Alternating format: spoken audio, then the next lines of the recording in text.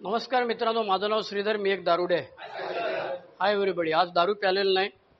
वयाच्या 18व्या वर्षी दारू प्यायला सुरुवात केली.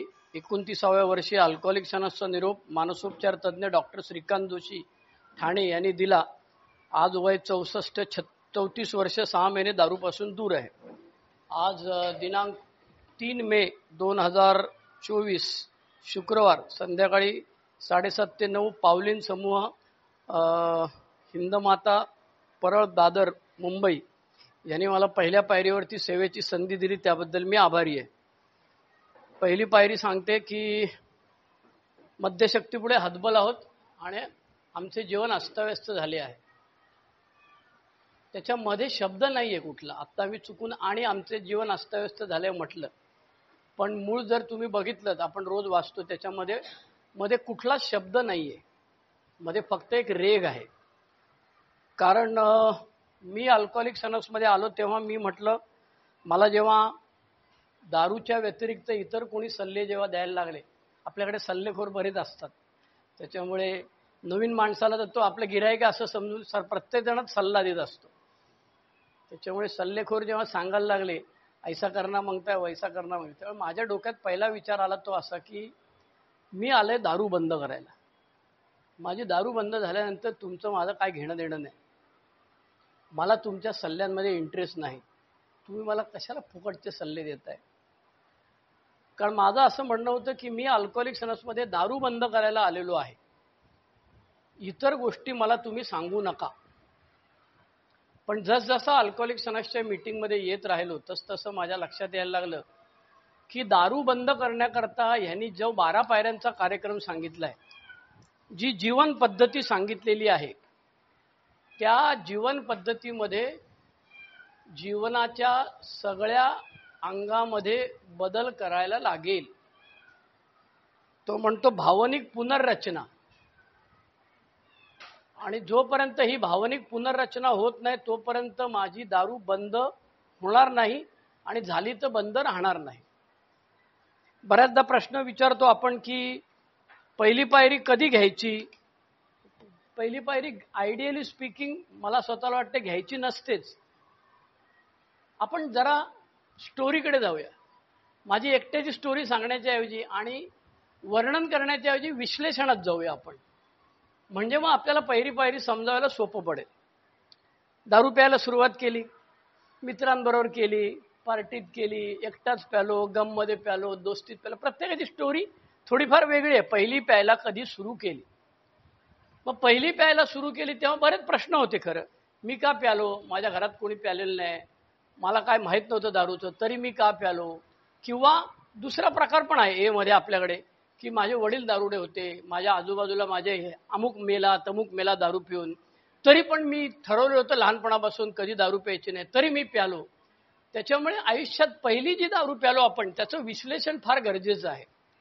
सातत्याने मी दारुड्या का झालो या प्रश्नाचं उत्तर शोधायचं.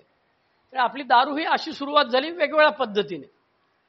काही लोक म्हणालतात की मी पहिल्यापासून दारुड्यासारखी दारू प्यालो. काही जण म्हणतात सुखाने समाधानाने मापाने काही वर्ष दारू प्यालो आणि मग नंतर गाडी टांगा पलटी झाला. आता हे दोन वेगवेगळे गट जरी असले तरी ते पुन्हा एकत्र एका ठिकाणी येऊन भेटतात की हो आम्ही वर्कशॉप घेतो पहिल्या पाहिजे तेव्हा लिहायला सांगतो शेवटची दारू कधी प्यालो, पहिली दारू कधी प्याला, किती वर्ष दारू प्याला, दारुड्यासारखी दारू कधीपासून प्याला, दारुड्यासारखी दारू किती वर्ष प्याला. मग तो हिशेब करतो टोटल एवढी, त्यातली दारुड्यासारखी एवढी. मग तो कधीपासून दारुड्या झालो याचं त्याला कळलेलं असतं. आता हे कळल्यानंतर आम्ही काय केलं, काही केलं नाही. किंबहुना जे लोक सांगत होते सांभाळ रे बाबा तुझं काय बरं दिसत नाही मला हल्ली, काहीतरी चित्र विचित्र चालले, त्यांना आम्ही काय उत्तर दिली. मी जी उत्तर दिली ती मला माहिती आहेत. तुझ्या बापाची पितो का, तुला मागितले 50 रुपये. किंवा कोणीतरी कळकळीन सांगत अरे अशी प्यालस तर मरशील. आमचे विश्वनाथ गुरुजी नावाचे माझे इनिशियल स्पॉन्सर होते, पहिले स्पॉन्सर होते. ते म्हणायचे ती आंटी सांगायची अरे मास्तर या ॲल्युमिनियमच्या पातेल्याला भोकं पडतात म्हणून आम्ही दर 6 महिन्यांनी बदलतो. तू 10 वर्ष झाली माझ्याकडे दारू पितो, रोज सकाळी 3:30 येऊन दारू पितो, तुझ्या आतड्याचं काय झालं असेल, मरशील. पावशेर मारेपर्यंत गुरुजी गप्प बसायचे. पावशेर मारल्यावर आंटीला सांगायचे, आंटी सगळेजण मरणार आहेत की नाही मरणार, मग मी पण मरणार आहे, सगळेजण कुठल्या तरी आजाराने मरणार आहेत, त्याच्यामुळे तुम्हाला जर का हे करायचं असेल तर मद्यपाश आजाराने मेलेलो आहे तर काय वाईट काय त्याच्यामध्ये, काय प्रॉब्लेम, प्रत्येक जण कशाने तरी मरणार, मी दारू पिऊन मेलो. त्याच्यामुळे दारू पिण्याचं मरण्याचं भय गेलं निघून. आणि खरं बघायला गेलं तर आमची पहिली पायरी घेण्यामध्ये आम्हाला मदत कोणी केली माहितीये का, ज्या लोकांना बाहेर जगामध्ये मद्यपाश कळत नाही, त्याच्यामध्ये मी स्वतः पण आलो, माझे नातेवाईक आले, आणि पोलीस, कंडक्टर सगळ्यांचा मार खाल्लाय. त्यांनी खरी अर्थाने मला पहिली पायरी घ्यायला मदत केलेली. ते रात्री पोलिसांची व्हॅन उभी असायची, मी भिवंडीला राहणार आहे, तेव्हा पोलिसांची व्हॅन उभी असायची आणि त्याला वॉकी टॉकी असते रात्री. मी तिथे जाऊन विचारतो काय स्कोर झालाय. आता पहिल्यांदा तो इमानदारीत सांगायचा की अरे भाऊ हे स्कोर नाही, हे आमचं कामाचं आहे. दुसऱ्या दिवशी पुन्हा मी गाडीत हात गाडी धरून असा हलतोय, साहेब काय स्कोर झाला, तो म्हणाल भडवे इकडे तुला दाखवतो स्कोर. त्याला मद्यपाश कळत नव्हता. माझी आई म्हणायची अरे आला घोड्याचा मूत पिऊन आला, घाणघाण बोलायची ती, आणि तिला सगळी घाणेरडी भाषा मीच शिकवलेली होती. माझी आई मला म्हणायची अरे सगळ्या जातीच्या धर्माच्या वेगवेगळ्या थरातल्या लोकांच्या सगळ्या शिव्या तू कुठून शिकून येतो, आम्ही तर काय तुला शिकवलं नाही कधी. अल्कोहोलिक सनासच्या मीटिंगमध्ये येईपर्यंत मला कळत नव्हतं की पहिली पायरी कधी घेतली मी. तर हे जे नॉन अल्कोहोलिक लोक मला लाथा घालायला लागले ना, किंवा माझ्या मित्राने एका मित्राने सांगितलं चल आपण बरोबर पिऊया, मग रविवारी प्यालो. असे 2 रविवार गेले, मग तिसऱ्या रविवारी मी त्याला सांगितलं अरे मी बुधवारी प्यालो यार, इमानदारीत सांगितलं. ठीक आहे म्हणाला, जाऊ द्यायचं, झालं. पुढच्या आठवड्यात पाहिलं मी बुधवारी आणि गुरुवारी 2 दिवस प्यालो यार. तो म्हणाला ठीक आहे जाऊ दे चल. असं 3-4 आठवडे झाल्यावर तो लक्षात आलं हे कुत्रे शेपूट वाकडं आहे, ती काही सरळ व्हायची लाईन दिसत नाही. तर तो म्हणाला तू सुधारणार नाहीस, तो शाप देऊन गेला, तू सुधारणार नाहीस. आणि ह्या सगळ्या लोकांनी आम्हाला कोपऱ्यात ढकलत आणलं. कारण आपण सुरुवातीला काय म्हणत, तेवढा वाईट नाही, तेवढा वाईट नाही, हे काय आपलं हे झालेलं नाही, ते झालेलं नाही. दारुड्याची व्याख्या मी अशा पद्धतीने केलेली होती की ज्याच्यात मी बसणार नाही. दारुड्या कोण, जो 24 तास पितो, मी 24 तास प्यायचो नाही असं मला वाटायचं. पण माझा सप्ताह बसला, बिन ज्याला म्हणतात की मी 24 तास प्यायचो, म्हणजे जागा असेल तेव्हा प्यायचो, त्याला 24 तास पिणं म्हणतात ना. न झोपता कोणी पित बसलेला असं काय होत नाही ना. तो प्याला की आडवा होतोच, आडवा झाला उठला की पुन्हा सकाळी उठून दारू प्यायला सुरुवात करतो. अल्कोहोलिक सनासच्या मीटिंगमध्ये येईपर्यंत मला कळत नव्हतं की पहिली पायरी मी नक्की कधी घेतली. आणि मग माझ्या लक्षात यायला लागलं की आत्मसन्मान गेला, लाज वाटायला लागली, पण कबूल करता येईना. मी अंथरुणात मुतायचो, वय वर्षे 28, आणि ती गादी माझी आजी 72 वर्षाची वाळत घालायची. आणि मी आजीला जवळ जाऊन सांगायचो अगं ते ना तांब्या सांडला. आजीने अशी एक खाडकन मुस्कडत दिली माझी, म्हणाले मी 72 वर्षाची आहे, मला पाण्याचा आणि मुताचा वास कळत नाही का रे, काही येडा बनवतो का आम्हाला. त्याच्यामुळे लाज वाटायला लागली. मग त्याच्यानंतर समर्थन कमी व्हायला लागलं, खाली मान घालून बसायला लागलो. आपण प्रत्येकाने जर आपल्या स्टोरीमधले जर टप्पे आठवले तर पहिल्यांदा माज होता, तो वापाई पितो का होतो, मग नंतर ते सांगण्यासारखं नव्हतं, भलतीकडेच पकडलेला असायचं मला पोलिसांनी. आणि म्हणायचं अरे काय तू यार सरांचा पोरगा म्हणून तुला सोडून देतो. माझे वडील हेडमास्टर होते, तर सरांचा पोरगा म्हणून तुला सोडून देतो, मुस्कळात द्यायचे 2 आणि लॉकअपमध्ये टाकायचे, सोडून द्यायचे, अमुक आहे तमुक आहे. असंख्य अनुभवांनी नॉन अल्कोहोलिक लोकांनी किंवा आजूबाजूच्या लोकांनी, आई म्हणायची अरे, मी सांगायचो तो पितो हा पितो त्याच्या बाबतीत तू काय. माझी आई म्हणायची अरे मेल्या ते पितात तशी तू पी ना. तिला मद्यपाश आजार नव्हता कळला, पण तिला त्याचा गोशवारा कळला होता की ह्याची पिण्याची पद्धत वेगळी आहे. मलाही कळलेली होती. मला जेव्हा मित्र सांगायचे चल थोडी पिऊया, लग्नाला अजून वेळ आहे, आपण पटकन 2 पेग मारून येऊया, मी सांगायचं हे तीर्थ प्याल्यासारखं आपल्या बापाचे जमणार नाही, अपना खंबा पिओ लंबा हो जाओ, अशी फिलॉसॉफी तोपर्यंत झालेली होती. त्याच्यामुळे पहिली पायरी कधी घेतली एका विशिष्ट क्षणी माहीत नाही मला. त्याच्यामुळे खूप पूर्वी एच्या मीटिंगमध्ये येण्यापूर्वी दारूने दिलेली त्रासामुळे हजामत व्हायची. धाकटा भाऊ बहीण यांच्या समोर वडील हजामत करायचे. कधी कधी फॅमिली कोर्ट घरात जमवलं जायचं, नातेवाईक जमवले जायचे. आणि वडील म्हणायचे याला हाकलून देतो मी. ते म्हणायचे, बाकीचे नातेवाईक म्हणायचे अरे हाकलून दिला तर मरेल साला, आता निदान तो रात्री झोपायला तरी घरी येतोय, तर बाहेर हाकलून दिला तर काय कळणार नाही तुम्हाला. BW एके ठिकाणी म्हणतो की आमच्या नातेवाईकांनी, आमच्या घरातल्या लोकांनी आम्हाला जिवंत ठेवलेले. अर्थात दारुड्याला लय माज असतं. त्यावेळी मी सांगायचो हे मध्ये आल्यावर सोबर झाल्यानंतर, तुम्हाला काय कळतं, तुम्ही काय देव केलाय कधी धर्म, आमच्याला अल्कोहोलिक मध्ये कसा देव सांगितला जातो तसा तुम्ही करा. तर माझी आई म्हणायची अरे मेल्या तू टाईट होतास, उताना पडायचा, आम्हाला कसला देव सांगतोस तू, आम्हाला देव माहित आहे, आमच्या देवाचे काहीतरी आम्ही केलं म्हणून तर तू बरा झालायस म्हणेल, आम्हाला देव शिकू नकोस तू, प्रार्थना कशी करायची आणि हे काय करायचं. पण अल्कोहोलिक सनसच्या मीटिंगमध्ये येऊ परत लिमिटमध्ये पिणे, अंधश्रद्धेच्या मागे लावून काय काय धंदे करणे, प्रत्येकाने थोड्याफार प्रमाणात केले. कुठे लिंबू कापलं, कुठे काय बाबा बुवा भगत दर्गा चर्च मंदिर काय असेल ते केलेलं आहे. आणि अल्कोहोलिक सनसच्या पहिल्या मीटिंगला आलो. पहिल्या मीटिंगला आल्यानंतर काय झालं, सगळे दारू पिणारे दारुडे नव्हेत. आयला सॉलिड. मला वाटलं आता परतीचा मार्ग आहे अजून आपल्याला, अजून काय आपण ह्यांच्या एवढे खराब नाहीयेत. आणि दुसरं वाक्य सांगितलं, सगळे दारू पिणारे दारुडे नाहीत, पण आज जर 100 लोक दारू प्यायला लागले तर त्यातले 10 ते 12 लोक दारुडे होतील असं डॉक्टरांनी आम्हाला सांगितलेलं आहे. ते मरेपर्यंत 10 ते 12 लोक मद्यपाश आजार होईल. आणि BWनी सांगण्याच्या आधी डॉक्टर सिल्कवर्थची इंट्रोडक्शन आहे याच्यामध्ये. बिग बुक ज्यांच्याकडे आहे त्यांनी जरूर वाचा. बिग बुकमध्ये छान पहिली पायरी सांगितलेली, पहिल्याच कुठे कुठे सांगितलेली आहे त्यांनी बिग बुकमध्ये.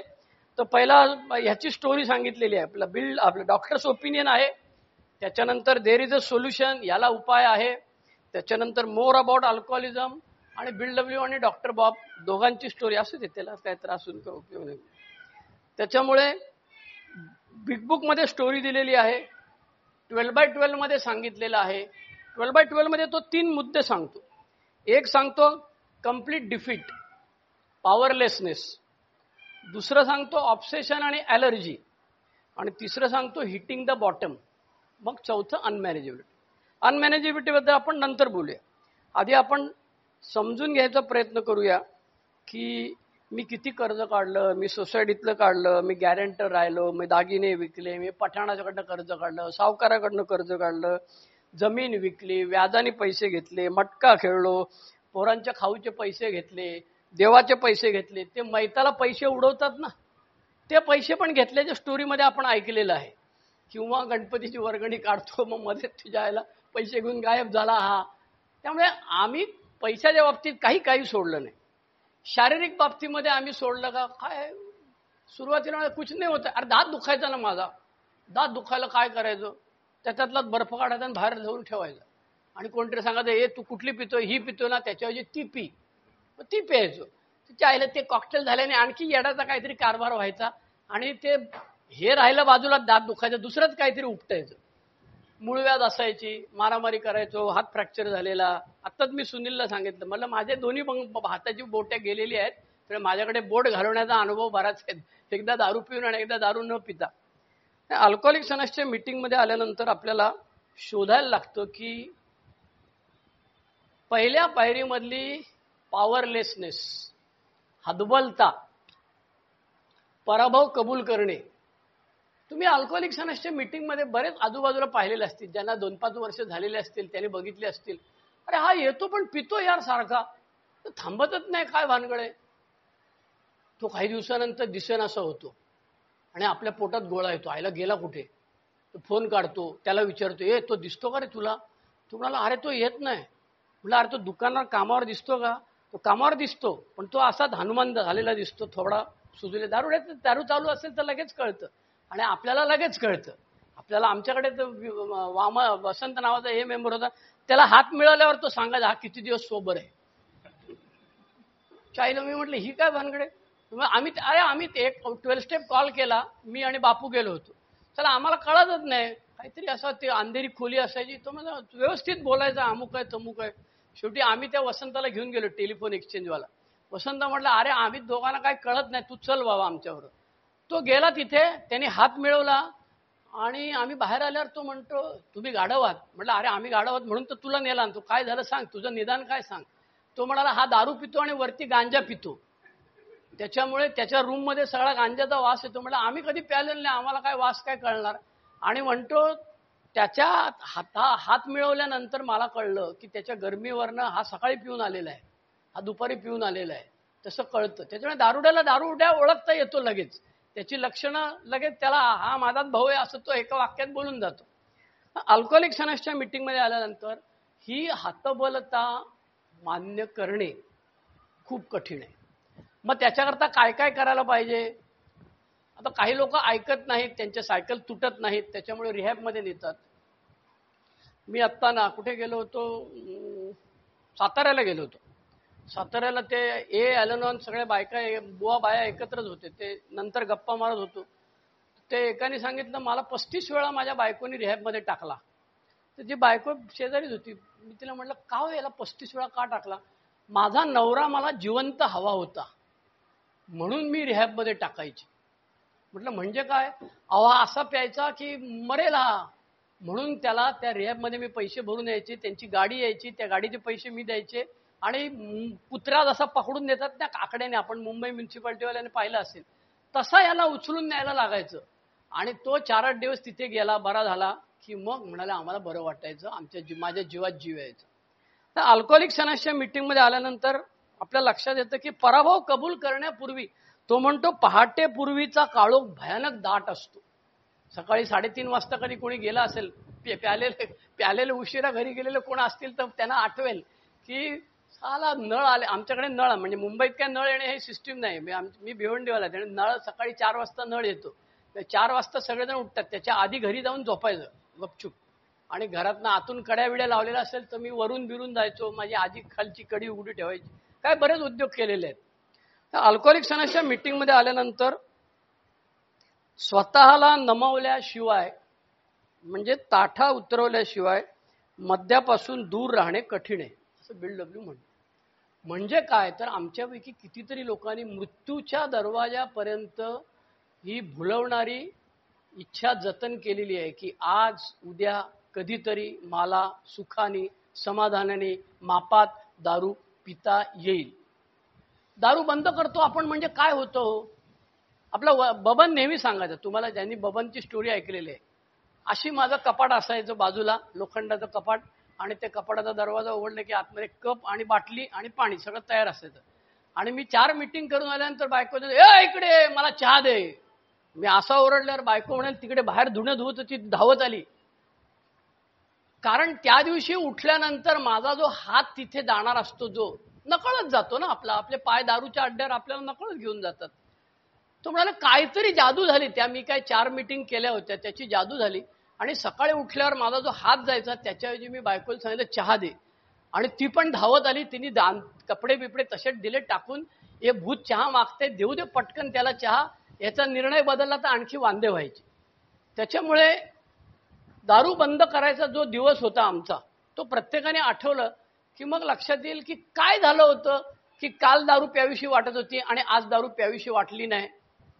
बरं, त्याचं उत्तर काय देता येत नाही, बरोबर आहे. पूर्वी लोक विचारायचे, तू वयात कधी आलास, कधी पाणी यायला लागलं, ते काय त्याला कळायचं नाही, काय नाही, तेव्हा कशाचा काय पत्ता नाही, ते काय तारीख सांगता येते काय त्याची. तसं दारुड्या कधी झाला, काल नव्हतो दारुड्या आज दारुड्या झालो असं सांगता येतं का, नाही सांगता. पण एच्या मीटिंगला आलो, मला कळलं मद्यपास नावाचा आजार आहे. मला 20 प्रश्न दिले, त्या प्रश्नांची उत्तर मी स्वतःपुरती दिली. आणि कसं आहे, नवीन आलेला सभासद पहिले 90 दिवस काय करतो, आपल्यावर वही असते, वहीचा कागद असतो ना, त्याच्यामध्ये 3 कॉलम करतो तो, बरोबर. पहिल्या कॉलममध्ये तो ऐकतो, त्याची स्टोरी लिहित असतो. दुसऱ्या कॉलममध्ये तो त्याची स्टोरी लिहित असतो मनातल्या मनात. आणि तिसऱ्या कॉलममध्ये मी ह्यातला नाही, मी ह्यातला नाही, मी ह्यातला नाही असं प्रत्येकाच्या पुढे लिहित असतो. मनातल्या मनात हे होत असतं. बघा, आठवा आपल्याला पहिल्या मीटिंगला, पहिल्या 2-4 मीटिंगमध्ये काय केलं आपण ऐकून. तर आपण आठवत होतो, हा पहिल्या मीटिंगला आलं तेव्हा मला वाटलं चायला काय बेशरम माणूस आहे यार, बाहेर रस्त्यावर उभा राहून सांगितलं तर मारतील ह्याला धरून. पण नंतर ते काही मीटिंग नंतर अप्रूव्ह गेलं. त्याच्यानंतर कान देऊन ऐकायला लागलो. मग दुसरा कॉलम सुरू झाला, माझी दारू अशीच पीत होतो का मी. आणि मग काही दिवसानंतर तिसरा कॉलम सुरू झाला की मी अशीच आहे, मी पण ह्याच्यासारखाच आहे, थोड्याफार प्रमाणात आहे, दारुड्या आहे पण तुमच्यासारखा नाही, बेवडा आहे पण तेवढा नाही. आणि या सगळ्यांची उत्तर ओल्ड टायमरनी स्टोरीमध्ये कुठे ना कुठेतरी येतच होती. प्रत्येक जण नसेल बेवडा, होऊन ये ना, तयार होऊन ये ना, आंबा पिकला नसेल तर पिकू नये, आमचा दरवाजा उघडाच आहे मीटिंगचा, काहीच प्रॉब्लेम नाही. अल्कोहोलिक अनोनिमसच्या मीटिंगमध्ये आल्यानंतर काहीतरी जादू होते आणि माझी दारू बंद होते. मग दारू बंद झाली म्हणजे पहिली पायरी झाली का पूर्ण. बिलडब्ल्यू तसं नाही म्हणत. बिलडब्ल्यू म्हणतो दारू ही पहिली पायरी, एकमेव पायरी अशी आहे की जी आयुष्यभर घ्यायची आहे. जी घेतली नाही की चालला रिव्हर्स गिअर पडला आपला. काय रे दिसत नाही हल्ली. नाही रे दिसत नाही, बहुतेक चालू झालेली दिसते चाल. परत किती वर्षानंतर चालू होईल काही सांगता येणार नाही. आपल्याकडे अनुभव आहेत 25 वर्षानंतर प्याल्याचे. माझा स्पॉन्सर 10-12 लोकांची नावं धाडधाड सांगतो. 25 वर्षानंतर परत दारू प्यालेत. अरे ते ऐकून मला घाम फुटला ना. मी म्हटलं अरे चला, मला वाटलं की 25 वर्षानंतर काय कवच कुंडले मिळतात काय म्हणतो, काय सिल्वर टोकन मिळालं म्हणजे काय पिणार नाही असं नाही. तर अल्कोहोलिक अनोनिमसच्या मीटिंगमध्ये काय झालं की ज्याच्यामुळे मी दारू थांबली, माझी दारू बंद करायला तयार झालो. दारू पिण्यासाठीचा माझा जो उपक्रम होता, जो काय परिपाठी होती, काय कोणीची सकाळी 4 वाजता असेल, कोणाची सकाळी 11 वाजता असेल, काय जे असेल, ती का थांबली ते आठवायला प्रयत्न करा. ती थांबली त्याच्या आधीची मनस्थिती काय होती की बाबा रे, तो काल सांगत होता ना धनंजय, ते बरोबर आहे.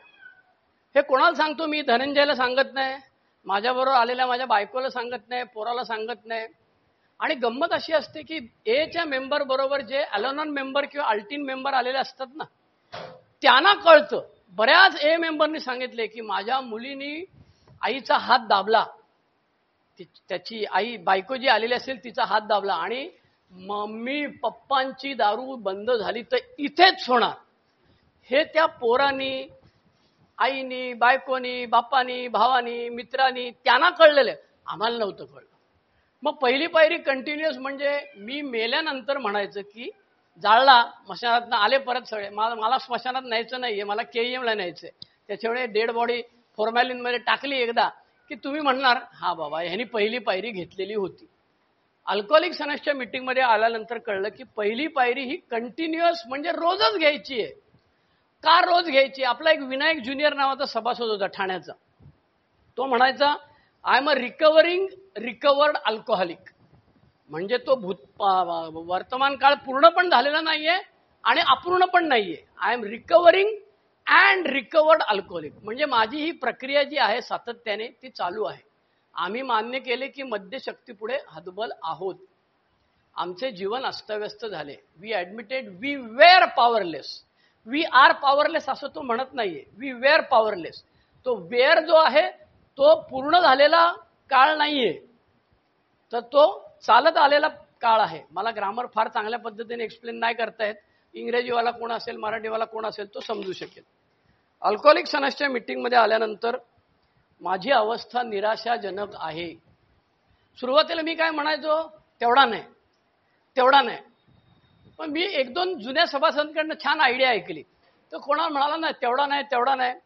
तर ते सांगतात काय माहिती, गंमत आहे त्याच्यात, ऐकून बघा. तो सांगायचा अरे दीपक, तू कदाचित ना बेवडा नसशील. तर तो हैराण व्हायचा, दीपक आहे ना बेवडा नसशील असं काय म्हणतो, मी एवढ्या मीटिंग केल्या, एवढं ऐकलं आणि हा म्हातारा काय मला सांगतो तू नसशील कधी. हे बघ, आम्ही येडे लोक आहोत, आम्हाला मद्यपास आजार झालेला आहे म्हणून आम्हाला इथे यायला लागतं. तू तुझा वेळ कशाला फुकट घालवतोस, तू कदाचित दारुड्या नसशील. आणि असा रिव्हर्स स्विंग टाकल्यानंतर तो हडबडून जागा होतो आणि तो लगेच तिथल्या तिथे म्हणतो हो दादा तसं नाहीये, माझी धुलाई झालेली आहे. मग सांग बघू तुझी काय धुलाई. मग तो ढॅन लगेच चालू करतो. आणि तो काय सांगत असतो, माझी पैशाची वाट लागली, माझी तब्येतीची वाट लागली, माझी कामधंद्याची वाट लागली, माझी सामाजिक वाट लागली, माझी कायदेशीर वाट लागली, माझी व्यावसायिक या क्षेत्रामध्ये कुठे आता कसं आहे, माझी शारीरिक 10% झाली असेल आणि आर्थिक 50% झाली असेल, दुसऱ्या कोणाची शारीरिक 50% झाली असेल, आर्थिक 10% झाली असेल. ती किती टक्के झालेले ते आम्हालाही माहीत नाही, कारण बऱ्याच गोष्टी ब्लॅकआउटमध्ये झालेल्या आहेत. अल्कोहोलिक सनसमध्ये आल्यानंतर हा शब्द कळला. ब्लॅकआउट शब्द किती लोकांना माहीत होता, जे डॉक्टर असतील त्यांना सोडून द्या, बाकी कोणाला ब्लॅकआउट शब्द माहीत नव्हता. ए मध्ये आल्यानंतर कळलं की अरे आपल्याला ते आठवायला जे लागायचं सकाळी उठल्याबरोबर, आईला रात्री दरवाजा कोणी उघडला, जेवलो का नाही जेवलो, मग काय राडा झाला की प्रेमाचे शब्द झाले, काय आठवतच नाही. कधी कधी काही लोक सांगतात 3-3 दिवस गायब होतो. शेवटचं तो 3 तारखेला प्याल, नंतर डायरेक्ट उठलो तर हॉस्पिटलमध्ये. अल्कोहोलिक सनसच्या मीटिंगमध्ये तळ गाठण्याच्या वेगवेगळ्या प्रकारांनी तो करायला सांगितलं. पूर्वी काय असायचं, माझ्या लहानपणी ए मधल्या सगळे फोडलेले लोक असायचे. आमचा संपत स्टोरी सांगायला कायम, नवप्रकाश समोर ठाणे, संपत दोघं तिघे जण ठरलेले असायचे, त्यांच्या स्टोऱ्या ठरलेल्या असायच्या. तो ती स्टोरी आठवली की आज अंगावर माझ्या काटा येतो. तो सांगायचा एक भाऊ असा खसपडत गेला, त्याला ट्रेनने उडून टाकला, दुसऱ्या भावाने आत्महत्या केली, तिसऱ्या आणि मी चौथा उरलो. अरे ते ऐकताना साला अंगावरचे काटे उभे राहायचे. त्या अशा फोडलेल्या स्टोऱ्या असायच्या पूर्वीच्या. त्या फोडलेल्या स्टोऱ्यांमध्ये ॲडव्हान्टेज एक होता की तो म्हणजे मी जर चालत राहिलो याच रस्त्यावरती तर माझं काय होणार आहे ते कळायचं. पण तेव्हा नव्हतं एवढं कळत. तेव्हा असं वाटायचं आईला ह्यानी फारच वाट लावली यार, माझी तेवढी नाही वाट लागली. आता नव्या जमान्यात काय झालेलं आहे, हाय बॉटमवाले यायला लागलेत. बीडब्ल्यू त्याचं वर्णन करतो, ज्यांच्या गॅरेजमध्ये गाड्या बिड्या आहेत असे लोक अल्कोहोलिक सनसमध्ये यायला लागले. मग त्यांचा तळ कसा गाठायचा, पण तो म्हणतो माझा तळ आपला पुण्याचा जयप्रकाश आहे, तो म्हणतो सगळे मिळून मी 6 बियर प्याले आयुष्यामध्ये, मी दुसऱ्या करता ए मध्ये आलो होतो आणि मला कळलं अरे मी पण ह्यांच्यातलाच आहे आणि तो आज 40 वर्षापेक्षा जास्त सोबर आहे. म्हणून बीडब्ल्यू म्हणतो तुझा तळ उंचावायला पाहिजे, you have to raise the bottom. झाली तेवढी पुरे झाली धुलाई. मला ही तळ नसलेली विहीर आहे आणि मी खाली खाली जातो. काही लोकांनी विहिरीमध्ये उतरायचं पायऱ्या बिऱ्याने उतरायची सवय असेल, त्यांना माहिती आहे की किती खाली जायचं त्याला काय अंत नाही. आणि शेवटचं स्टेशन मृत्यू आणि वेडेपणा. अल्कोहोलिक सनसनी मद्यपाश आजार जेव्हा सांगितला, मन सांगतं थोडी दारू पी, शरीर सांगतं टाईट होईपर्यंत पी. तर ते लगेच नाही ना कळलं, पहिल्या मीटिंगमध्ये लगेच कळलं आणि लगेच. असे फार कमी लोक आहेत. मी फक्त एकच पाहिलेलं आहे. किंवा आपण 12 स्टेपिंगला जातो तेव्हा तो लगेच तयार होतो का हो?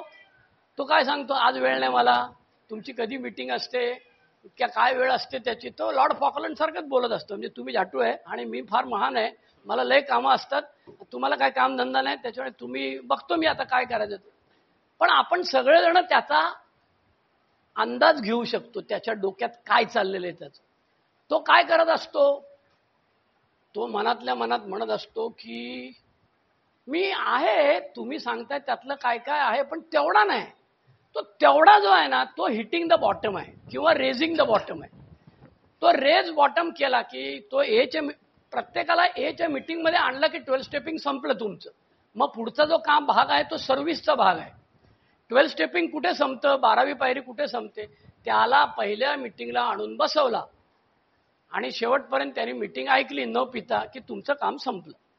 त्याच्यानंतर फॉलोअप कसा करायचा, कोणी करायचा, तो कुठल्या एरियात राहतो, हे सगळं सर्व्हिसचा भाग आहे. तर 12 स्टेपिंगला आपण गेल्यानंतर तो काय म्हणतो, तर तयार होतो का कधी मीटिंगला यायला? मगच कधीच नाही होत. आणखी एक उदाहरण आमच्याकडे कल्याणला नेहमी सांगायचे ते. एका घरी 12 स्टेपिंगला गेले आणि ते सांगणाऱ्यांनी मी इथे पडलो तिथे पडलो वगैरे अनुभव सांगितले. तर ते नवरा बायको दोघं म्हणाले आमचे हे पडले नाहीत कधी बुवा, आमचे हे कधी बुवा पडले नाहीत. मग 15 दिवसांनी परत त्याच घरून फोन आला. हे लोक गेले, मला ह्यांना वाटलं की आता तयार झाला गडी, बघूया. काय नाही, गेलं तर कोपऱ्यात समय लावलेली होती आणि ती बाई त्या दोघांसमोर ढसढसा रडली आणि ती म्हणाली अहो आम्ही तुम्हाला सांगितलं ते पडले नाहीत. ते एकदाच पडले, ट्रेनमधनं पडले आणि जीव गेला. आज आपण सहजपणे हसू शकतो, पण त्या बाईच्या जीवावर काय बेतलं असेल ते विचार करू शकतो.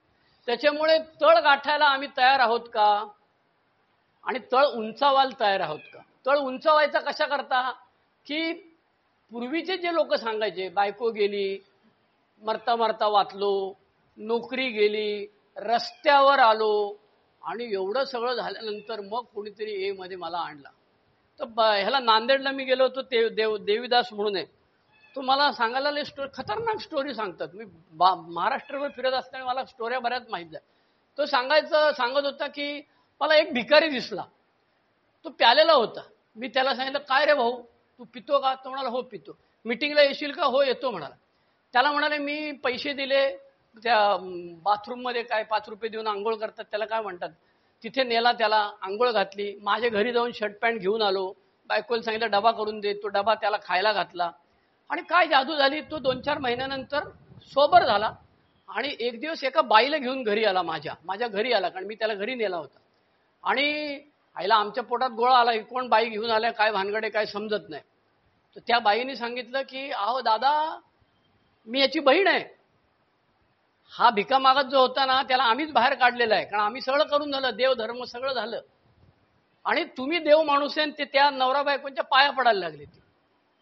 आणि तिने वाक्य सांगितलेलं असं होतं की तुम्ही 2-5 वर्षापूर्वी जर भेटला असतात तर माझा नवरा जो दारू पिऊन मेला तो मेला नसता. नॉन अल्कोहोलिक माणसाला अल्कोहोलिक माणूस ओळखता येतो आणि त्याला एच्या मीटिंगची गरज आहे ते कळतं. मग आम्हाला का नाही कळत? आमच्यातले कितीतरी जण असे परत स्लिप होतात आणि ते प्रश्न विचारतात की मी काय करू. मग माझ्यासारखा माणूस खवड असेल तो त्याचा वायवा घेतो. वायवा म्हणजे इंटरव्ह्यू घेतो. बाईची लफडी आहेत का, तो आधी नाही सांगतो. पैशाची लफडी आहेत का, नाही सांगतो. मग तो 2 मीटिंग नंतर परत म्हणतो मला तुझ्याशी बोलायचंय, फोन करतो. मग फोनवर सांगायला लागतो माझी ठेवलेली बाई होती, मग तिने माझी ठोकली. ह्याने किती वेळा ठोकला ते जाऊ दे, पण तिने माझी ठोकली, 7 लाखाला उतरवली फिल्म, 12 लाखाला उतरवली, असं काय काय तो स्टोरी. असं तो काय करत असतो, तो त्याच्या तळाकडे चाललेला असतो. आणि बिल डब्ल्यू म्हणतो की हा तळ गाठणे ही अल्कोहोलिक अनॉनिमस मधली जादू आहे, जी बाकी कोणीही करू शकत नाही. आमच्या डॉक्टरनी नव्हतं का सांगितलं आम्हाला, पिलास तर मरशील, पुढच्या वेळी तुला मी ट्रीटमेंट देणार नाही, तू बसून राहा बाहेर, तुझी उतरल्यानंतर घेतो, 4 पेशंट झाल्यावर घेतो. किती डॉक्टरने शिकवलंय ना आम्हाला, पण आम्ही ऐकायला तयार होतो का? डॉक्टरला पण डॉक्टर विचारायचं काय रे किती पितो, आमचं बोट कायम एवढंच राहिलं, ते एवढं मोठं कधी झालंच नाही. एवढी पितो असं कधी सांगितलं का तुमच्यापैकी कोणी? प्रत्येक जण एवढी पितो, कधीतरी पितो, सटी सामाशी पितो, काय वाढदिवस असेल तेव्हा, असंच सांगितलं आम्ही डॉक्टरांची कायम खोटं बोललो आणि कधी खरं सांगितलं. अल्कोहोलिक अनॉनिमसच्या मीटिंगमध्ये आल्यानंतर कळलं, बिल डब्ल्यू म्हणतो under the lash of alcohol. आम्हाला सरळ कोणी केलंय? आम्हाला जॉन बार्लिकॉन. तो काय म्हणतो, तो बाहेर बसलाय, जॉन बार्लिकॉन म्हणजे बाटली, ती बाटली बाहेर बसलेली, ती वाट बघते. म्हणजे गुरुजी त्याचं छान वर्णन करायचे. ह्या 2 कैचीमध्ये एकदा बेवडा सापडला आणि त्यांनी पहिला घोट घेतला की ह्या 2 ऑब्सेशन आणि ॲलर्जी एकमेकांना टाळ्या देतात. अरे अपना काम तो हो गया, आता हा आडवा कसा करते ह्याला बघ मी कसा करते आडवा. मेंटल ऑब्सेशन, मानसिक आसक्ती सांगते थोडी दारू पी सब ठीक हो जाएगा. काय झालं होतं, काही वर्षानंतर पिऊन आमच्या सगळ्या भावभावना दारूशी निगडीत झाल्या होत्या. गावस्करनी सेंचुरी मारली, दारू प्यायला पाहिजे. गावस्कर 0वर आउट झाला, दारू प्यायला पाहिजे. बरोबर आहे. माझी आजी मला कित्येक दिवस रोज विचारायची, आज का प्याला. शेवटी मी 12व्या का 13व्या दिवशी सांगितलं काही कारण नाही मी प्यालो, तो बाप्पाचं काय जातं. तिने एक कानाखाली आवाज घेतली आजीनी आणि म्हणाली, हेच तर मी तुला सांगते की तुला दारू प्यायला काय कारण लागत नाही. आज मला कळते की माझी आजी जी सांगत होती ती सांगत होती, अरे तुझा बॉटम वर कर, जेवढं झालं तेवढं पुरे झालं, अजून दारू पिऊ नकोस, पुढचा रस्ता कठीण आहे, मरशील, अशी मेलेली माणसं आम्ही पाहिलेली आहेत. अरे एवढं सगळं सांगून त्याच्या भेजात घुसतच नाही ना रे. आमचा कल्याणचा श्रीधर होता, कोणीतरी बघितलं असेल त्याला माहित असेल, त्यांनी 25वा वाढदिवस केला ए मध्ये. म्हणजे कसा, आजच्या तारखेला मी ए मध्ये येऊन 25 वर्ष पूर्ण झाली म्हणून त्यांनी पेढे वाटले कल्याणच्या मीटिंगला. आणि तो जास्तीत जास्त 1.5 महिना सोबर होता. मी मुंबईत आलो तेव्हा मला मुंबईतलं काय कळायचं नाही. हे सगळे नाना चौकात जा, 88 पकड, 22 पकड, इथे उतर, मला काय समजायचं नाही. माझी भाषा समजणारा तो श्रीधर होता, त्याला मी फोन करायचो, आईले मी इथे आलेलो आहे, कुठे जायचं रे मीटिंगला, कसं जायचं. तो मला सगळं व्यवस्थित सांगायचा आणि सांगायचा तिथे गेल्यावर अमुक अमुक मेंबर भेटेल, अमुक आहे तमुक आहे, छान सांगायचं तुम्हाला. मला तो माझा गुरु होता बाबा ए मधला. पण तो बापडा काही सोबर राहिला नाही. अल्कोहोलिक अनोनिमसमध्ये अशी कितीतरी उदाहरणं आहेत. बिल डब्ल्यू त्याचं स्टॅटिस्टिक्स आमच्याकडे नाहीये, पण सर्वसाधारणपणे पहिल्या दुसऱ्या तिसऱ्या आवृत्तीच्या प्रस्तावनामध्ये त्यांनी लिहिलेलं आहे की आमच्याकडे आलेले 25% लोक ताबडतोब दारूपासून दूर राहतात. उरलेले 50% लोक प्रयोग करून मग येतात. प्रयोग करून म्हणजे तो बॉटम उंच करायचं ना, झाली तेवढी पुरे झाली, यांच्यासारखं जरी नसलं तरी आपलं पण तसंच आहे, तुमच्यातलाच मी एक आहे, माझं थोडंसं वेगळं आहे. पूर्वी खुजली असायची, ब्रँड सांगायची. आता ती खुजली राहिली नाही. कुठली गप्पी ना, शेवटी गटारातच पडायचे किंवा घरातच पडायचे किंवा आजूबाजूच्या लोकांच्या नजरेतनं पडायचंय. आमचे लॉरेन्स अंकल नेहमी स्टोरी सांगायची. हो बाजूला तिथे तो मी बाजूला पडलेलो असायचो म्हणजे घराच्या बाहेर, आणि तो नेपाळी दरवाजा ठोकायचा, मेम साहब इधर एक आदमी गिरा है. ती बायको खिडकीतनं बघायची, म्हणायची वो बाजू का झोपडपट्टीवाला आदमी, हमारा कोई नाही आहे. ती बाई जेव्हा सांगायची आपला नवरा पडलेला असताना की हे बाजू का झोपडपट्टी, तेव्हा तिला काय वेदना होत असतील आम्हाला कळलंच नाही. त्यामुळे अल्कोहोलिक अनोनिमसच्या मीटिंगमध्ये आल्यानंतर काय जादू होते, पहिली पायरी म्हणजे काय, पहिल्या पायरीमध्ये मी तळ कसा गाठला, हे सगळं स्वतःला शोधायचं. कुठे शोधायचंय? गोष्ट क्रमांक 1 बिग बुक काढायचं आणि वाचायला सुरुवात करायची. बिग बुक मध्ये पहिली पायरी बिल डब्ल्यूची स्टोरी वाचा. तो स्टोरी सुरुवात कशी अशी, ते किती मीटिंग मध्ये मी गेलो की तो काल माझ्या बायकोचं भांडण झालं, अरे तुझी स्टोरी सांगणार रे बाबा, कितव्या वर्षी प्यायला सुरुवात केली, कधी एचा मेसेज मिळाला, आता किती वर्ष सोबर आहे, कुठल्या ग्रुपचा मेंबर आहे, नोकरी धंदा आहे की बेकार आहेस, काय तुझं चाललंय. त्याची तो M.F. हुसेन पोस्ट हे असताना चित्रकार असतो की तो काय करतो, पहिले चौकट आखून घेतो आणि मग चित्र. हा डायरेक्ट माझं काल भांडण झालं, अमुक झालं तमुक, काय पत्ता लागत नाही, हा सोबर आहे का तिच्याला पिऊन आलेला आहे. बरं रोज तो ती स्टोरी सांगतो, माझ्या कामावरती मी गेलो, मग माझ्या साहेबांनी काम ऐकलं नाही, माझ्या हाताखालच्या माणसाने ऐकलं नाही. अल्कोहोलिक अनोनिमसच्या मीटिंग मध्ये कळत नाही स्टोरी कशी सांगे. अरे बिल डब्ल्यूनी लिहिले ना स्टोरी, वाच ना. इथे पहुडला आहे एक सैनिक, तो सुरुवात करतो, मला कोणीतरी इशारा दिला होता, तो सैनिक बंदुकीच्या गोळीपळा बळी पडलेला नाही तर बाटलीला बळी पडलेला आहे. ती कवितेच्या 4 ओळी त्यांनी स्टोरीच्या पहिल्या 2 परिच्छेदामध्ये लिहिलेल्या आहे. त्यामुळे स्टोरी कशी सुरुवात व्हायला पाहिजे, कधी प्यायला सुरुवात केली, कधी एचा मेसेज मिळाला, किती दिवस सोबर आहेस, काय चाललेलं आहे सध्या, कुठला होम ग्रुप आहे, काय तू वाचतोस की नाही वाचतो, स्पॉन्सर घेतलाय की नाही, हे स्टोरीमधनं कळलं पाहिजे. त्याच्यामुळे पहिल्या पायरीतला अर्धा भाग आम्ही मान्य केले, मद्यशक्ती पुढे हातबल होते. We admitted we were powerless over alcohol. कधी ऐकलं हे आम्ही? काही जण आमच्यातले भाग्यवान आहेत की जे रिहॅबमध्ये गेले, त्यांना तिथे अल्कोहोलिक अनोनिमसच्या मीटिंग करायला लावल्या. काही रिहॅब हॉस्पिटलला ऍडमिट आहेत किंवा काही रिहॅबमध्ये खूप जुने सभासद तिथे जात आहेत आणि स्टोरी सांगतायत.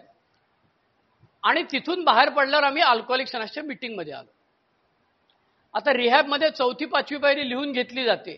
अल्कोहोलिक अनोनिमसची 12 तत्व सांगितली जातात, बिग बुक प्रमाणे करा म्हणून सांगितलं जातं. पण बरेचसे सभासद, फार कमी लोक तुम्हाला स्टोरीमध्ये ऐकायला, मी एकदाच रिहॅबमध्ये गेलो म्हणून, एकदाच रिहॅबमध्ये गेलो असं तुम्हाला फार कमी वेळा ऐकायला मिळेल. तो कमीत कमी माझ्या 3 वाऱ्या झाल्या, 2 वाऱ्या, आणि विपश्यनेला जाऊन आलो, तिथे काच फोडली मी, मग 4थ्या दिवशी मला बाहेर काढला, मला कुठे सेंटरमध्ये टाकला. अशा असंख्य स्टोऱ्या आमच्या आहेत. त्याचं कारण असं आहे, आम्ही मद्यशक्तीपुढे हतबल आहोत. पॉवरलेसनेस आम्हाला स्वीकारायचा नव्हता. का स्वीकारायचा नव्हता? कारण एकदा पॉवरलेसनेस स्वीकारला की मग मला प्रश्न विचारतील लोक, काल तर तू म्हणाला मी आता आयुष्यात कधी पिणार नाही, मला कळलं, मी मीटिंगला गेलो, अमुक येतो, मग आज का प्याला? म्हणजे मग मला प्रश्नाचं उत्तर द्यायला लागेल. त्याच्यापेक्षा नाही, ते घरी गेल्यानंतर दारुड्या 99% वेळेला सांगतो ते लोक फालतू आहेत, ते काहीतरी सांगतात, अमुक आहे तमुक आहे. मी फक्त एकच मेंबर पाहिलेला आहे, कल्याणचा नंदू नावाचा एक सभासद होता. त्याची स्टोरी आनंदसी सांगायची माझ्या लहानपणी, की कुठलं तरी मासिक होतं, लोकसत्ताचं काय त्याला नाव आठवत नाही, लोकप्रभागा काहीतरी मासिक होतं. त्या मासिकामध्ये त्या माणसाची स्टोरी आली होती, ती त्यांनी वाचली होती.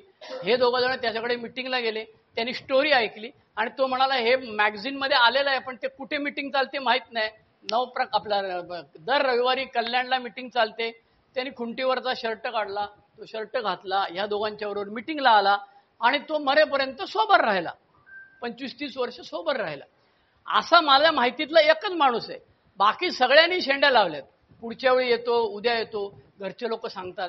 आमच्याकडे भिवंडीला आम्ही 12 स्टेपने जायचो म्हणजे अण्णाची गाडी बिडी असायची. त्याच्यावर लोक सांगायचे, अरे ते वकील साहेब आल्यात, गाडी घेऊन आल्यात, तुला संध्याकाळी परत आणून सोडतो सांगतायत, जा मेल्या त्यांच्याबरोबर. काही आया वायांनी सांगितलं, अरे ते देवदूत आलेले आहेत. दारुड्यात असलेलं देवदूत काय ना फेवदूत काय छायला. तो म्हणतो, मी तेवढा खराब नाही. माझी दारू मी कधी पण बंद करू शकतो, कधी पण चालू करू शकतो. अल्कोहोलिक्स अनसच्या मीटिंगमध्ये ही जादू होते आणि मी पॉवरलेस, माझी शक्ती नाही, माझं डोकं चालत नाही.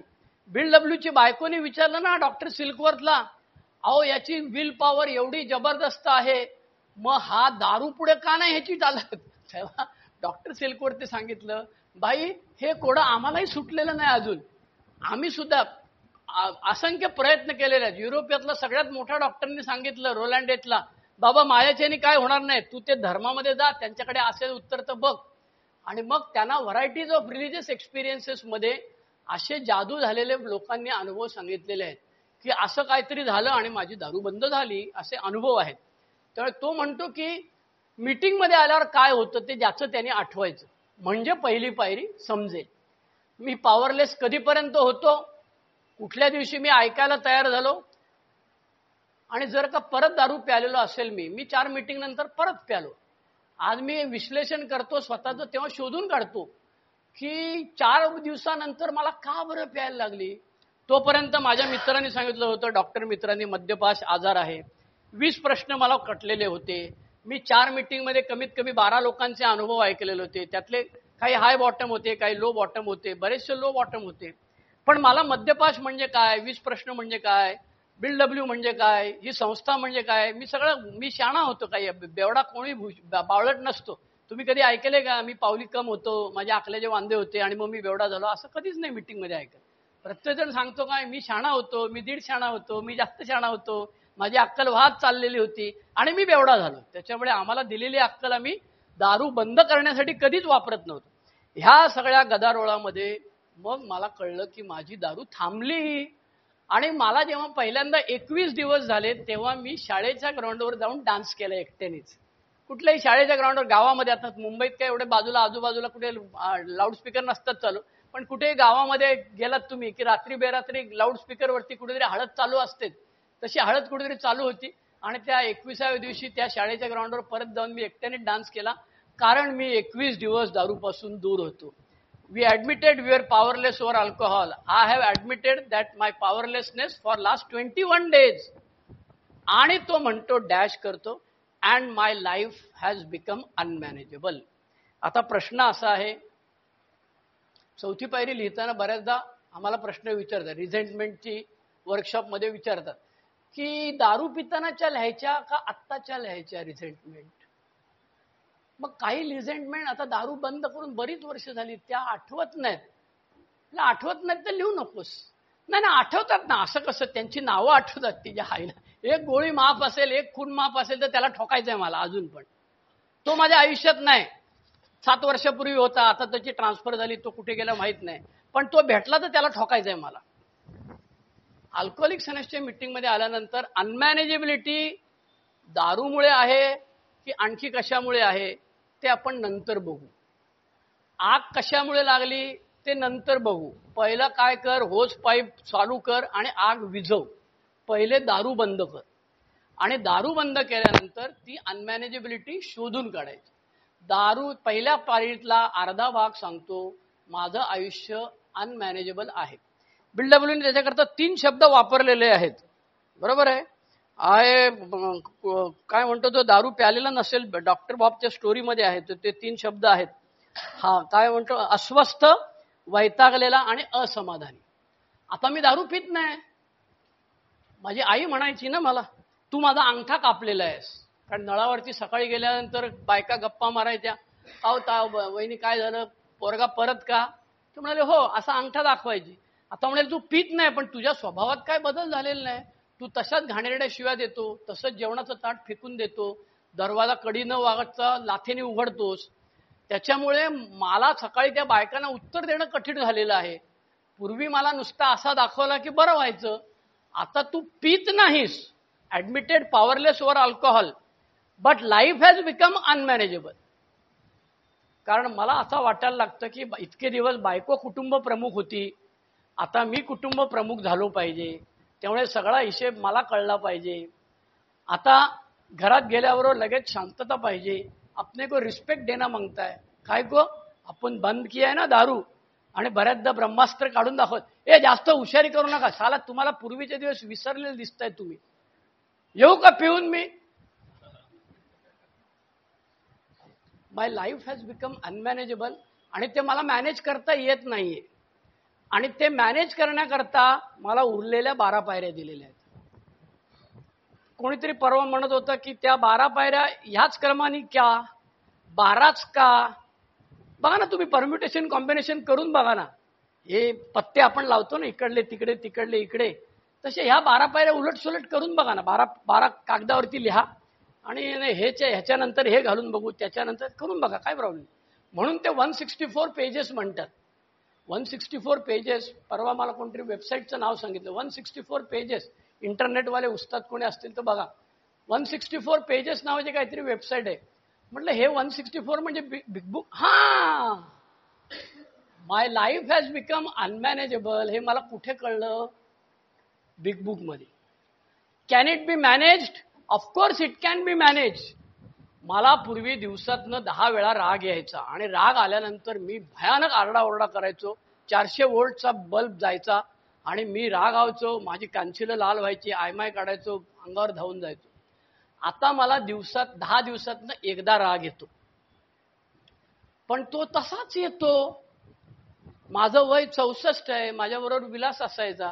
ट्रेनमध्ये जाताना कोणीतरी असा पाय ठेवलेला असेल पुढच्या सीटवर, तर मी त्याला सांगितलं, बघू दे रुमाल दे तुझ्या खिशातला. तो बिचारा काय म्हातारा कशाला मागतो म्हणून रुमाल काढत, आणि त्याचं ते पाय ठेवलेलं असेल ते मी पुसायचो त्याच्याच रुमालाने आणि त्याच्या खिशात ठेवायचं. विलास म्हणायचं, अहो तुमच्या एक कानाखाली कोणीतरी देईल ना काढून, असं काय करताय तुम्ही? आम्ही किती वेळा तुम्हाला सांभाळायचं? Life has become unmanageable, but it can be managed. मग मॅनेज म्हणजे सगळे प्रॉब्लेम बंद झाले का? कुठल्याच बाईकडे बघा. आमचा नितीन भेटला होता. नितीन 10 वर्षानंतर आम्ही कुठेतरी मिटिंगला चाललो होतो आणि त्या दादर स्टेशनच्या बाहेर उभे होतो. कोणतरी चांगली बाई चाललेली होती. मी नितीनला म्हटलं, काय चिकनी बाई चालले बघ रे. नितीन मनात म्हणायला लागला, चला 22 वर्ष सोबर आहे, काय नालायक माणूस आहे, चांगली बाई चालले बघ म्हणतो आपल्याला.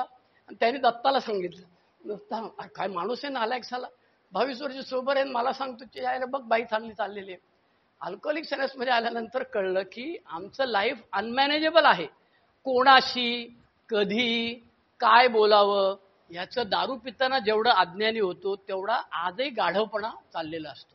त्यामुळे मी किती अल्कोहोलिक मध्ये बरेच लोक आपण लालबागचा राजा सगळं सर्व गुण संपन्न झाल्यासारखं दाखवतात, पण त्यांचं त्यांच्याकडे लखलाभो. बिल डब्ल्यू मात्र सांगतो की हे काय खरं नाही बाबा, लाईफ इज बिकमिंग अनमॅनेजेबल.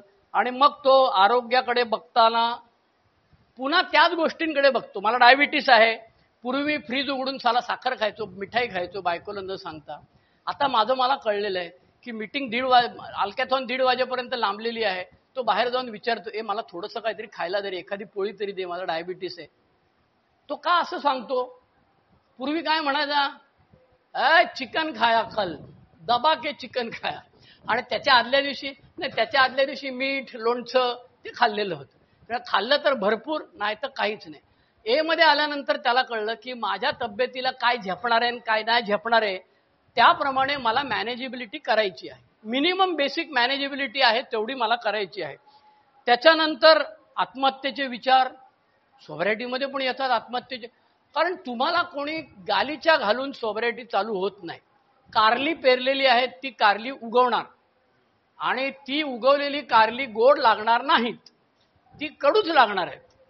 लोकांची संबंध, साहेबाला तेरी माका, तुला काय अक्कल आहे, असं सगळं बोललेलं असताना तो साहेब मी दारू बंद केली म्हणून माझा मुका थोडी घेणार आहे. बायको एकदा घेईल, दोनदा घेईल, कधीतरी ती तलवार काढते आणि मग सांगते, सांगू का सगळं पोरांना, मग आमची चड्डी पिवळी होते. आमच्या लक्षात येतं आईला बायकोला गप बसवायला पाहिजे, आपण खाली मान घालायला लागेल, सुरुवात करतो. मग मॅनेज होण्यासाठी काय करायला पाहिजे? थोबाडाला कुलूप लावायला पाहिजे, घरामध्ये कामाच्या ठिकाणी काम करायला पाहिजे, इमानदारीत काम केलं पाहिजे, कोर्टाच्या केसेस आहेत तर हजर राहायला पाहिजे, वकिलाला जाऊन पैसे दिले पाहिजेत, त्याच्याशिवाय वकील उभा राहणार नाहीये, केस नंबर काय आहे, किती तारीख पडलेली, काय कशाच काय पत्ता नाही, वेळेचा पत्ता नाही, कितीतरी लोक कामावर गेलेले नाहीत, सर्टिफिकेट घ्यायला लागलेले आहेत, कुठे बुडवायला गेलेले आहेत, सुजलेलं आहे, त्याला मी घेऊन गेलेलो आहे डॉक्टरकडे, बाबा ह्याची सूज काय असेल ते इंजेक्शन दे, हे घे पैसे, याला बरा कर. आपलं परशुराम हे करायचं की हॉस्पिटलमध्ये नवीन माणसाच्या बरोबर जायचं. कितीतरी लोक आहेत तुमच्यापैकी, असंख्य सभासद न बोलता तुम्हाला मॅनेजेबिलिटी शिकवत असतात, ते त्यांच्या अनुभवातून सांगतात. हो रे बाबा, ए मध्ये आल्यावर दारुड्याला काय वाटतं, सगळं एका दिवसात चकाचक व्हायला पाहिजे, म्हणून मग ते जुने सभासद किती वर्ष प्यालास, 22 वर्ष प्याला, आता सोबर किती दिवस आहेत, 22 दिवस आहे. मग आता लगेच तुझं म्हणणं आहे बायकोनी कटकट बंद केली पाहिजे, साहेबांनी कटकट बंद केली पाहिजे, बसमध्ये तू शिरल्यावर लगेच बस कंडक्टरने या साहेब तिकीट देतो तुम्हाला असं विचारलं पाहिजे. अरे असं नाही ना होणार, असं होणार नाही. आणि BW 4थ्या पायरीच्या वर्णात म्हणतो लोक चुका करत राहिले आणि आम्ही केस उपटत राहिलो. त्याच्यामुळे लाईफ हॅज बिकम अनमॅनेजेबल. त्याच्यासाठी तुम्हाला हिटिंग द बॉटम वगैरे सगळं करून झाल्यानंतर BW छानपैकी आपल्याला सांगतोय की here we discovered the fatal nature of our situation. आधी तो काय म्हणाला होता, under the lash of alcohol we were driven to AA. बरोबर आहे, दारूने फटके दिले, आजूबाजूच्या लोकांनी लाथा घातल्या, म्हणून आम्ही ए मध्ये आलो, मजबुरी का नाम क्या करता मरता म्हणून आलो आम्ही. पण here we discovered the fatal nature of our situation.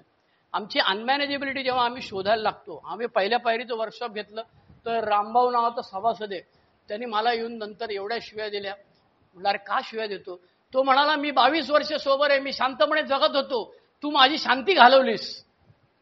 अनमॅनेजेबिलिटीचे सगळे ॲटम लिहिले आणि त्याचं त्याला कळायला लागलं की अरे बाप रे, तू माझ्या सगळ्या मधमाशा उडवल्यास तू, आणि माझं आयुष्य कसं अनमॅनेजेबल आहे तुम्हाला नव्याने बघायला सांगितलंस तू. म्हणजे BWने आपल्याला नव्याने बघायला सांगितलं. पहिल्या पायरीमध्ये आपण जेव्हा बघतो, पहिली पायरी घेतली नाही तर पुढच्या पायऱ्या घ्यायला कोणीही तयार होणार नाही. पहिल्या पायरीचं महत्व काय, तर पहिल्या पायरीमध्ये वारंवार तो सांगतो, BWचे वाक्य तोंडपाड असलेले लोक आहेत, जर त्या स्टोव्हवर हात ठेवला तर पहिल्या प्याल्याच्या बाबतीत आम्ही बचाव करण्याच्या परिस्थितीत नसतो. हे सगळं आम्ही पॉवरलेस कधी होतो आणि कधी थांबलो त्याच्यावरनं हे आम्हाला कळायला लागेल.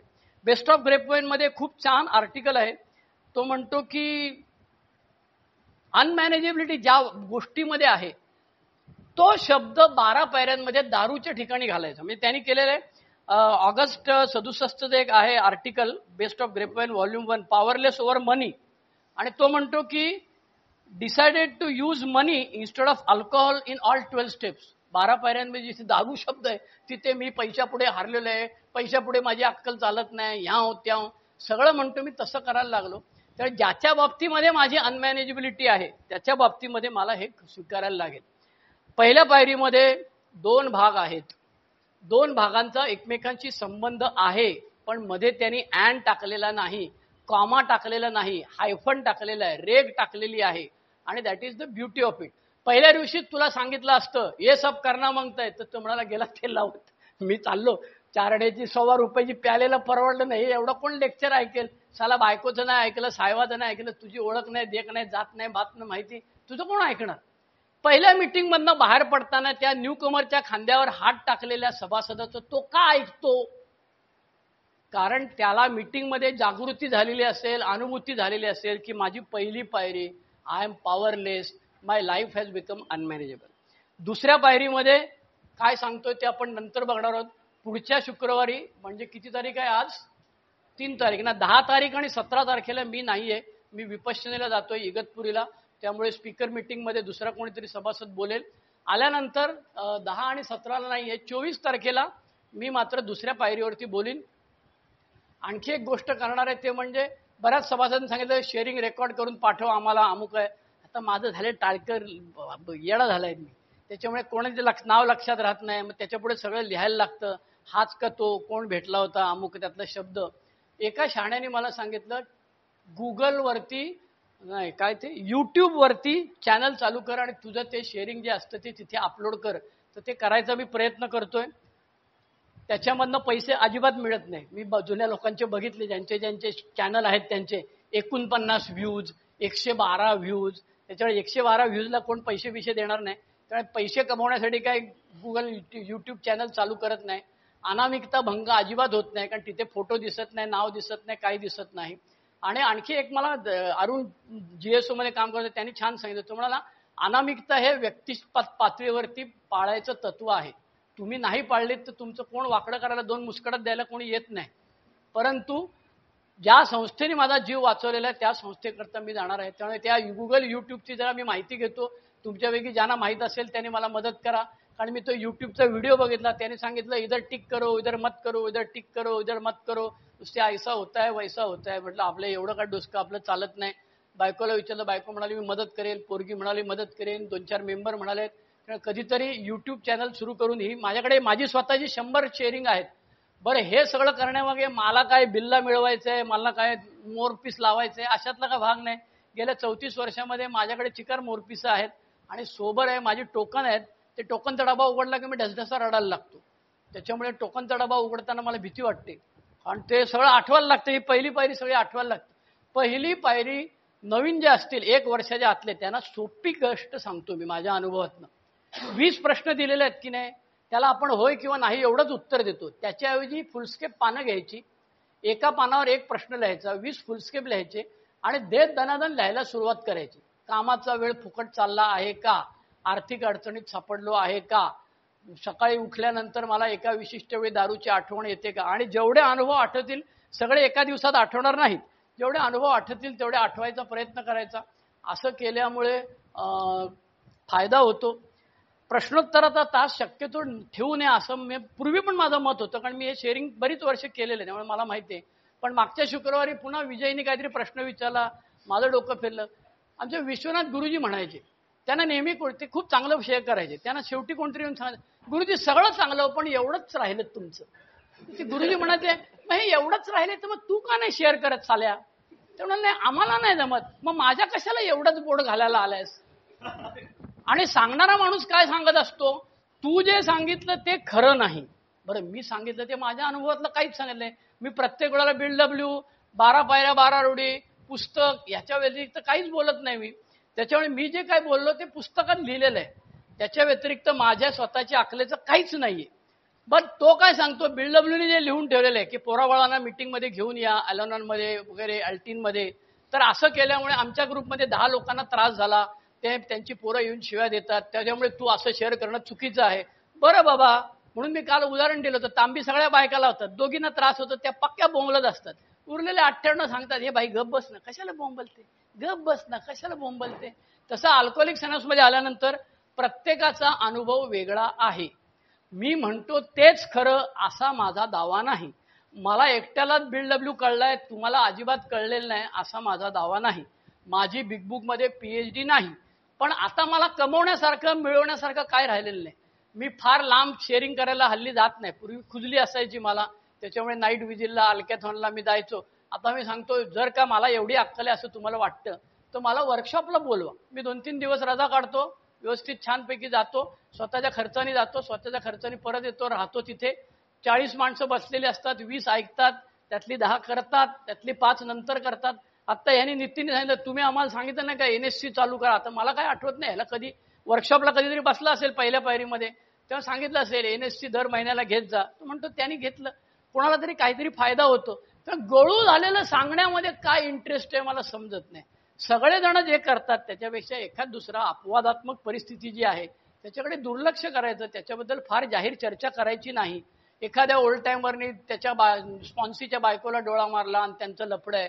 अरे 10,000 AA मेंबर असतील आणि स्पॉन्सर असतील, त्यातले एखाद्या कोणीतरी केलं असेल तर ते अख्ख्या गावभर चर्चा करून त्याची कशाला वाट लावायची. ते 2 बायकांना काय सांगतात, बाई गप बस, आमचं बरं चाललंय, तू गप बस, तू काढून टाक पाहिजे, तांबी घेऊ नको, लावू नकोस, पण गप बस. त्यामुळे अल्कोहोलिक सायन्समध्ये आल्यानंतर प्रश्नोत्तराच्या तासाबद्दल मी फार सावध असतो.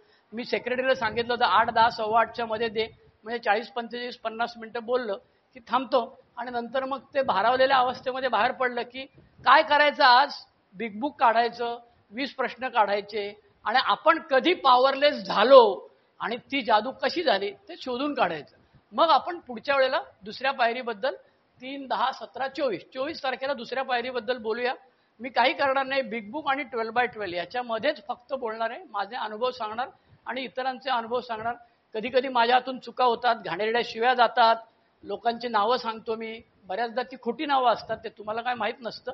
पण आपलं सांगताना मी सांगत असतो, अनिलनी बोलला, सुनीलनी बोलला, त्याच्यामुळे लोकांना वाटतं की हा अनॉनिमिटी ब्रेक करतो. तसं काही नाहीये आणि माझा हेतू स्वच्छ आहे. मला जे 35 वर्षात 34 वर्ष 6 महिन्यात जी अक्कल आलेली आहे ती नवीन माणसापर्यंत पोचवायची. कशा करता? कार्यक्रमाची गोडी लागली पाहिजे. फक्त पहिली पायरी म्हणून होणार नाही. पहिली आणि 12वी पायरीने कार्यक्रम होत नाही. पहिली पायरी ही पुढच्या 12व्या पायरींचा दरवाजा उघडते आणि पहिल्या पायरीत तो सांगतो 2च शब्द लक्षात ठेवायचे. एक पॉवरलेस, हतबलता, आणि दुसरी अनमॅनेजेबिलिटी. अनमॅनेजेबिलिटी मराठीत का? अस्ताव्यस्तता. बरोबर शब्द नाहीये, पण अनमॅनेजेबिलिटी, अस्ताव्यस्तता, हे 2 शब्द आज रात्री झोपताना विचार करा. आज मला पावलीन समूहाने पहिल्या पायरीवरती सेवेची ही संधी दिली त्याबद्दल धन्यवाद. Thank you very much. Bye bye.